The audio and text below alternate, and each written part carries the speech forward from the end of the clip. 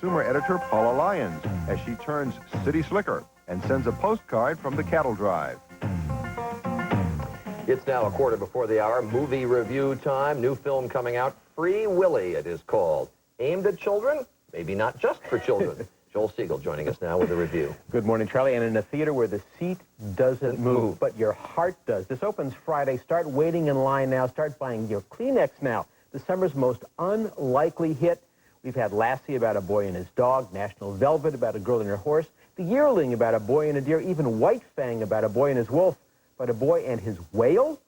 No stars, a TV director, the lead is a first-time actor, but Free Willy is one of those movies where magic happens.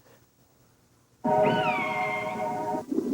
is that? He's a tough kid. He's run away from half a dozen foster homes. He's spray-painting graffiti on an amusement park aquarium when he first sees Willy. He's caught his penalty to clean up his own graffiti, and that's when he meets Willy one-on-one. And so do we.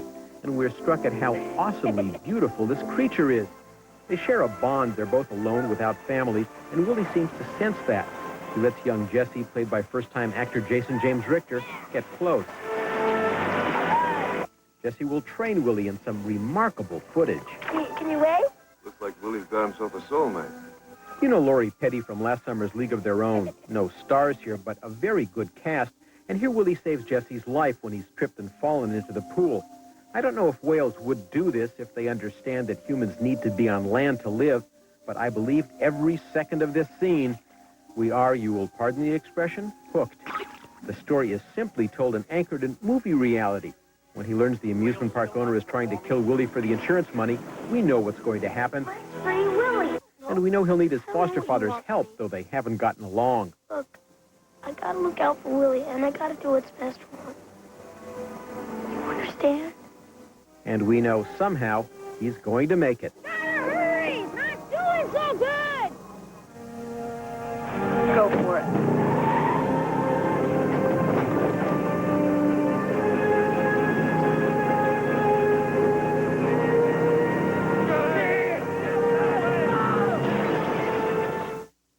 Sure, you know what's going to happen, but it is magic, pure magic. I'm watching and I'm thinking, this story is trite. The tough kid, the foster father who just happens to drive a tow truck. It's as if once they used up all the old cliches, they invented new cliches. But so what? They could have floated Willy to freedom on My Tears alone. This is a wonderful family film with an important message. I got a very nice letter from an animal protection organization who pointed out whales in captivity live 7 to 8 years. In the wild, killer whales live 40 to 70 years. Free Willy, you will cheer, you will cry. Just when you're getting tired of the dinosaurs, here comes the whale. I don't go to the movies very often with you, but when you talk about how often you cry, you must be a real softie. Yeah, I am, Charlie. And I'm proud of it. All right. Free Willy. Thanks very much, Joel. 12 before the hour. Next, a guide to the ingredients of vegetarian cooking. That's Good Morning America. Nutrition, because if you're going to give up meat, you have to find other sources for the nutrients that you're cutting out. And my guest is a registered dietitian who serves on the editorial advisory board at Vegetarian Times Magazine, Susan Havala. She's here with me now. Nice to have you here. Thank you. Good to be here. All right.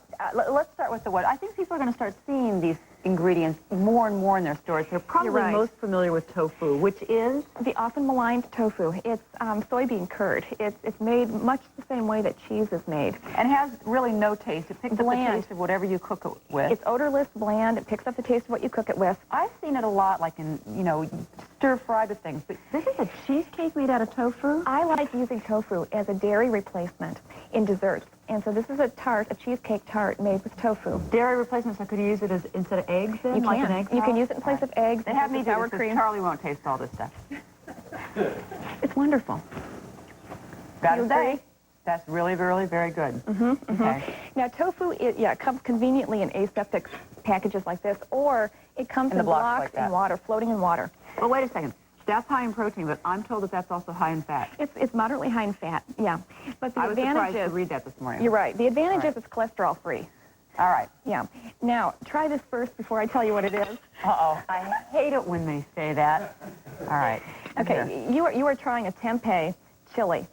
A tempeh chili. Tempeh chili. Now, tempeh is also made from soybeans, but it's made from the whole soybean, as opposed to how tofu Why is is made. it?